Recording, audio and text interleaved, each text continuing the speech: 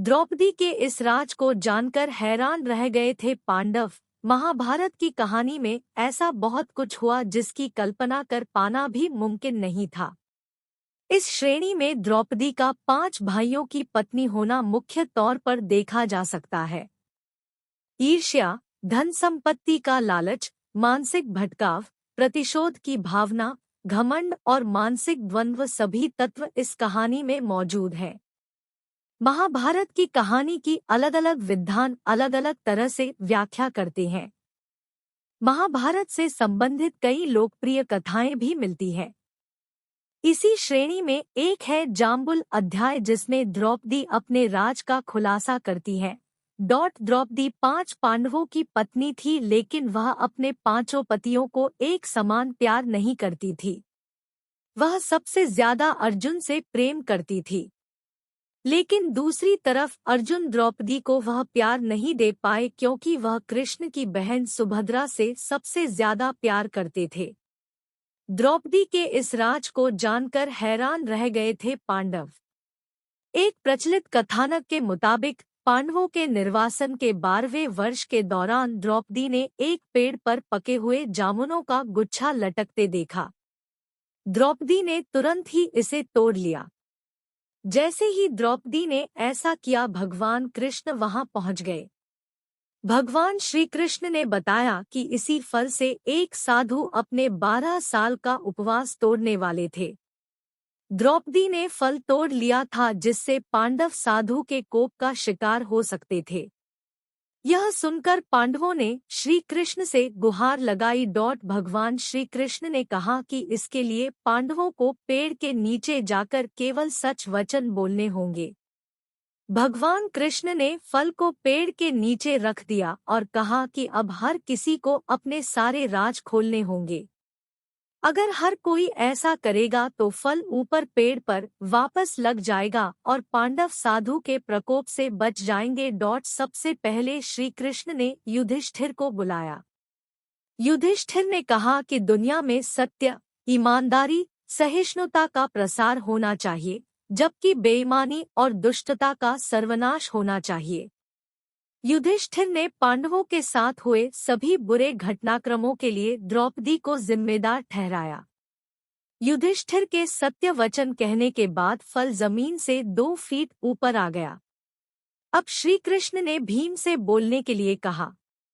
साथ ही श्री कृष्ण ने भीम को चेतावनी दी कि अगर तुमने झूठ बोला तो फल जलकर राख हो जाएगा।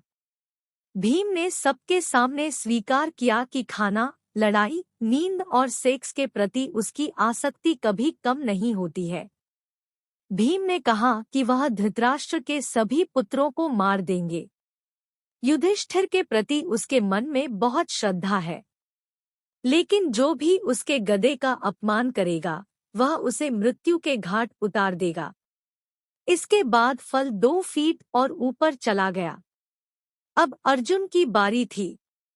अर्जुन ने कहा कि प्रतिष्ठा और प्रसिद्धि मेरी जिंदगी से ज्यादा मुझे प्रिय है। जब तक मैं युद्ध में कर्ण को मार नहीं दूंगा तब तक मेरे जीवन का उद्देश्य पूरा नहीं होगा।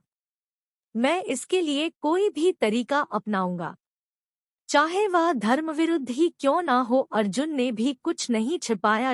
अर्जुन के बाद नकुल और सहदेव ने भी कोई रहस्य न छिपाते हुए सब सच सच कह दिया। अब केवल द्रौपदी बची थी।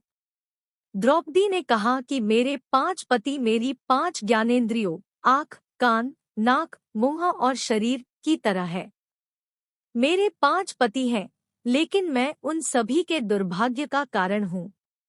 मैं शिक्षित होने के बावजूद बिना सोच विचार कर किए गए अपने कार्यों के लिए पछता रही हूँ।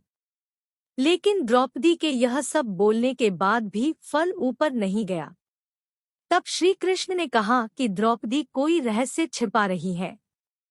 तब द्रौपदी ने अपने पतियों की तरफ देखते हुए कहा, मैं आप 5 से प्यार करती हूँ, लेकिन मैं किसी 6वें पुरुष से भी प्यार करती हूँ। मैं कर्ण से प्यार करती हूँ। जाति की वजह से उससे विवाह नहीं करने का मुझे अब पछतावा होता है। अगर मैंने कर्ण से विवाह किया होता तो शायद मुझे इतने दुख नहीं झेलने पड़ते, तब शायद मुझे इस तरह के कड़वे अनुभवों से होकर नहीं गुजरना पड़ता। यह सुनकर पांचों पांडव हैरान रह गए, लेकिन किसी ने कुछ कहा नहीं। द्रौपदी के सारे रहस्य खोलने के बाद श्री कृष्ण के कहे अनुसार फल वापस पेड़ पर पहुंच गया। इस घटना के बाद से पांडवों को यह एहसास हुआ कि 5 बहादुर पतियों के होने के बावजूद वह अपनी पत्नी की जरूरत के समय रक्षा करने नहीं पहुंचे। जब द्रौपदी को उनकी सबसे ज्यादा जरूरत थी तो वे कभी उसके साथ खड़े नहीं हुए। पौराणिक कहानी का एक निहितार्थ यह भी हो सकता है कि हर किसी के कुछ राज होते हैं जिन्हें वह खुद तक सीमित रखता है। कई बार ये राज अपनों को चोट पहुंचने के डर से छिपाकर रखे जाते हैं।